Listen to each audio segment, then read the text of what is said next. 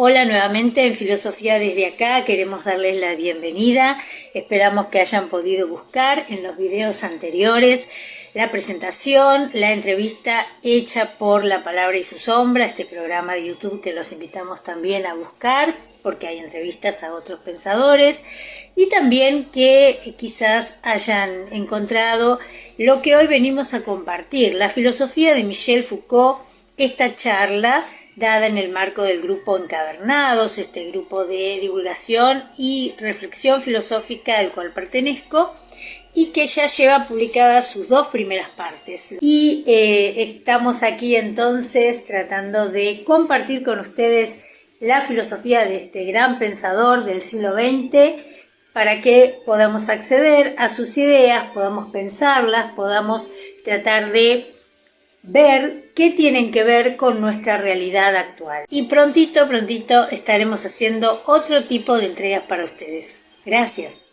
Ahora, de lo que se trata en esta etapa genealógica es producir una ontología histórica de nuestros modos de sujeción en relación al campo del poder. Cómo nos constituimos en sujetos y objetos del poder, ¿no? Cómo nosotros podemos actuar sobre otros y otros también sobre nosotros. Cómo es esto en las mismas épocas de las que estamos nosotros transitando, y entonces con esos modos de sujeción nosotros nos constituimos en sujetos que actúan sobre los demás. Somos agentes de poder, todos somos agentes de poder. Y esto está los libros, los textos que él escribe en esta etapa, El orden del discurso, que es y que es el curso inaugural cuando lo nombran director del Collège de France, que él reemplaza a Jean Hippolyte. Y bueno, ese es el discurso inaugural, donde él comienza a pensar la cuestión del discurso. Discurso no es solamente lo que se dice, lo que está escrito, sino que el discurso también es algo que se materializa en lo real, porque produce realidad el discurso. Entonces analiza esto allí, Vigilar y castigar, que es su obra monumental sobre el tema de las prisiones. Yo no lo tengo en PDF, pero tengo La verdad y las formas jurídicas, que son las conferencias que dio en Brasil en relación a estas temáticas y que también son imperdibles. La voluntad de saber, que es el primer tomo de esta historia de la sexualidad, pero donde él todavía se ocupa del poder. O sea, lo que sigue pensando es el poder, ahora desde dispositivos que tienen que ver con la sexualidad, ¿sí? No está todavía en el pensamiento ético, está allí en lo que es el poder todavía. Y la microfísica del poder, que en realidad es una serie de textos, de conferencias y de diálogos que también lo podemos conseguir por acá. En el orden del discurso, esta es la que un poquito vamos a analizar un poquito más, porque aquí es donde está la cuestión del poder específicamente tematizada. Y entonces, en el orden del discurso, él plantea que no hay discurso sin poder y no hay discurso sin deseo. El deseo transita el discurso. Hay deseo de discurso, ¿sí? Se desea el discurso, se desea la posesión del discurso, y tener posesión del discurso es tener poder, ¿sí? Es tener un poder, el poder de hablar. Y eso genera placer. Por supuesto, claro, exactamente. Y el poder de hablar, el poder de decir, el poder de escribir un libro, el poder de establecer una verdad a través del discurso, el poder de arengar a las masas, digamos, de muchísimas cuestiones. Pero la producción de la palabra, lo que él encuentra, por eso la cuestión del poder, es que no es libre, nunca lo es, nunca lo fue. Ahí tenemos a Bernard con los maestros de verdad, que lo muestra esto en yo lo llamo la prehistoria de la verdad, de la Grecia arcaica, de lo que nosotros entendemos como la verdad como adecuación, que se instala en la época clásica de Grecia. A partir de Sócrates hay una prehistoria de la verdad. La verdad siempre existía antes y era otra cosa, la verdad, ¿no? Un poco en el ámbito en el que están los sofistas, que por eso le responden a Sócrates y a Platón, no entienden lo que les está diciendo, porque ellos están todavía planteados en la época arcaica. Bueno, siempre, entonces, el discurso es algo que se ha controlado, es algo que se controla. La palabra es seleccionada, no se puede decir cualquier cosa. no puede decir, no lo puede decir cualquiera. ¿Sí? El discurso no es algo que cualquiera puede decir, ni cualquier cosa se puede decir en él. Y esto se controla por medio de procesos, dice Foucault, de exclusión y de inclusión.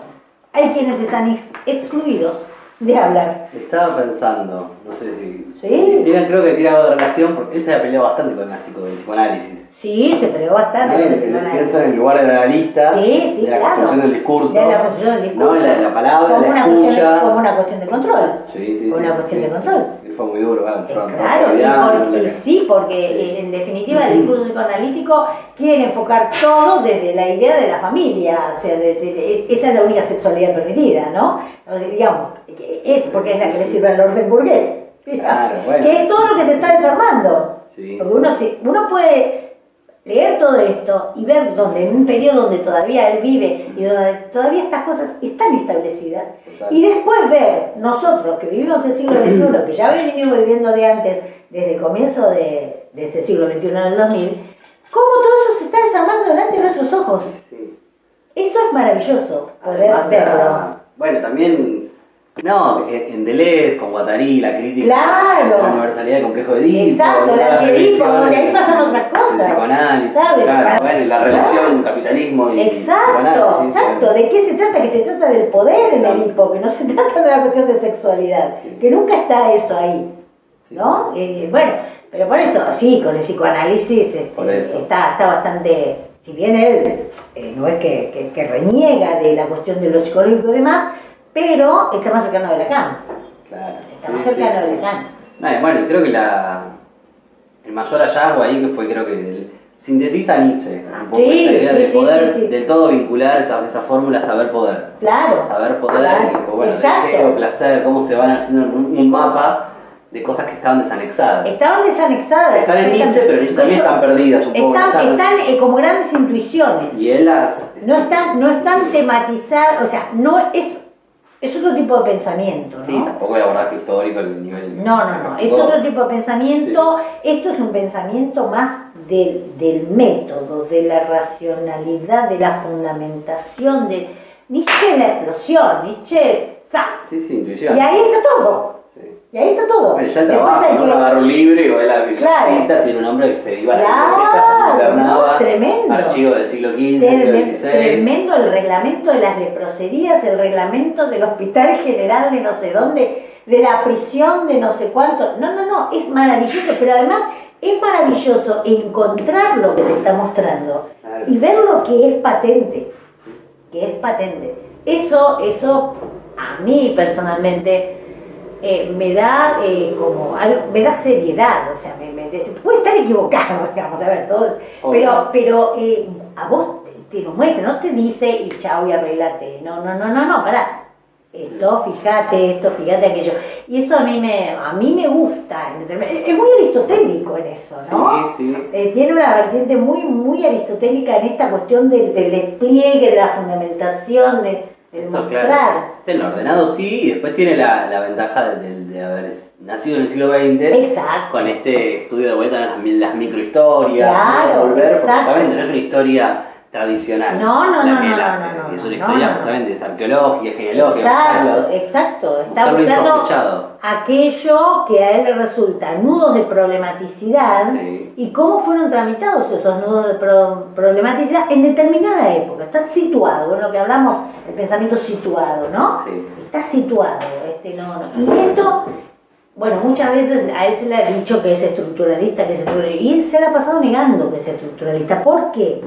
Porque él no habla de estructuras que son invariantes en cualquier cultura y en cualquier época, sino que él más va a hablar, veremos, de diagramas, de constelaciones que se dan en este momento y que por eso se desarman y por eso no son invariantes, son variantes, justamente. Sí. Entonces, sí hay organización, claro, sí hay un diagrama que responde a determinada época, pero no es permanente. Y esto es acá, estamos hablando de Occidente, está hablando de Europa está hablando de Estados Unidos. Sí. Nosotros podemos podemos acoplarnos al tercer mundo porque hemos caído en esa matricería y no hemos tenido la independencia y la soberanía para crear la nuestra. Entonces nosotros caemos sin saberlo cómo lo hemos reproducido. Exacto, lo hemos reproducido, pero y bueno, y hemos dicho, bueno, esa es la verdad revelada y hay que hacerla.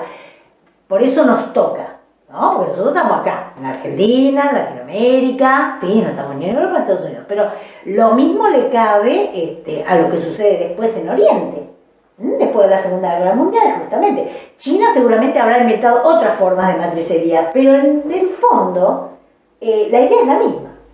Cómo amoldar esta arcilla que dicen en la educación, ¿no? Cómo amoldarla, cómo crear este sujeto que es el que necesita el orden en el que estamos inmersos, ¿no? Es ese. ¿Qué es lo que está cambiando? Claro, no, por eso estamos en esa crisis. Sí. Bueno, la base de las cosas no es muy astuta la elección del momento. Sí. Entonces con esos quiebres. Claro, ¿no? esos quiebres, claro. Ha habido un quiebre y ahora estamos atravesando el segundo, ¿no? Exactamente. Por eso, bueno, yo siempre digo, bueno, a cada pensador no se le puede pedir más que hasta donde vio y en la época de lo que vio, se murió después. Pero nosotros podemos tomar lo que nos sirva de allí y ver cómo esto que era vigente hasta 50 años, que en la historia no son nada, 50 años atrás estaba plenamente vigente, cómo fue ese proceso de desarmado de ese sujeto. ¿Cómo se está desarmando? Se está desarmando entre nuestros ojos en lo que es las relaciones personales, las relaciones familiares, cómo se vive la sexualidad, el tema de la educación, en los que ustedes siguen trabajando en las escuelas, lo podrán ver, como cada vez se sujeta menos, y bienvenido sean en un punto. Se sujeta de otra manera. O se sujeta de otra manera, claro. Bueno, entonces esto creo que es lo que a mí me interesa, ¿no? Que creo que da para decir, bueno, estos 50 años que nos separan, ¿qué proceso hubo? ¿Qué hay de esto? ¿Cómo esto se transformó? Como ese calidoscopio que él dice, ¿no? Aparte lo importante creo de que si bien hay un desarrollo de la historia ya en este siglo XX-XXI, hay todavía una siente falta de conciencia histórica en muchos casos. Entonces, y comprender entonces lo dinámico de que el modo de vida que llevamos hoy es muy distinto hasta hace muy poco, y ni hablar del siglo XX para atrás, y los cambios que atravesó, y por eso es interesante ver cómo los cambios en los modos de construir saber. Exacto. Porque ahí cuando analiza, por ejemplo, lo de el quiebre, ¿no? El renacimiento, ¿no? El modelo analógico a Descartes. ¿No? Y es pasar de estudiar las similitudes a las diferencias. El análisis, claro. Cuando, no sé, menciona... cuando muestra cómo se sale del tema de la representación, se sale de Descartes, la representación ya no funciona, ya estamos en otros criterios. No, realmente es un pensador muy interesante en todos los respectos. Nosotros en este momento estamos en el tema del poder, que es pero sí, va mucho más allá. Y bueno, entonces estábamos con el orden del discurso y decíamos que el discurso entonces nunca es llano, nunca es para todos, nunca es algo que no tenga control ni selección, y que hay procedimientos de exclusión y de inclusión, quienes están excluidos del discurso, que no pueden acceder al discurso ni pueden decirlo, y aquellos que sí están incluidos. Y esto se hace para evitar peligros, riesgos, conjugar poderes y manejar lo azaroso, es decir, tener control sobre el discurso, tener control, que no pueda aparecer cualquier cosa, ¿no? Que cualquiera dice lo que piensa, lo que quiere, no, eso no puede ser. Nunca fue, o sea, no es que esto es en esta época de Inglaterra, nunca fue tampoco. El discurso traduce la lucha por el poder y también es aquello por lo que se lucha por la posesión del discurso, la posesión de la verdad, no de la verdad, también por eso, pero la posesión del derecho a decir la verdad, a instalar la verdad, y eso es un poder, ¿no?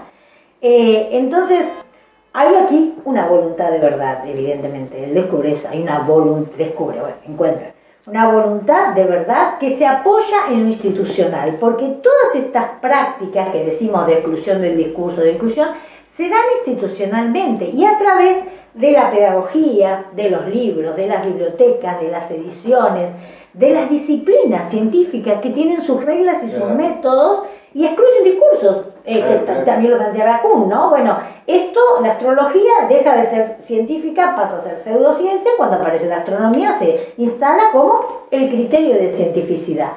Todo lo seguimos con la astrología, nosotros seguimos y demás, pero todos decimos, eso no es ciencia. Hay una demarcación, exacto, ¿cuántas cosas quedan en el camino? Eso lo hacen las disciplinas. excluyen e incluyen a través de todas sus reglas, métodos y demás. Una lógica. Una lógica, que hay que entrar en ella. Si no entras en esa lógica, estás afuera. Y entonces tu palabra y tu discurso, vos lo podés hacer un libro, lo que quieras, pero no tiene poder ni tiene verdad, tal como está establecida la episteme en la que uno se mueve, ¿no es cierto? Y eso ha pasado siempre, digamos, no es de ahora.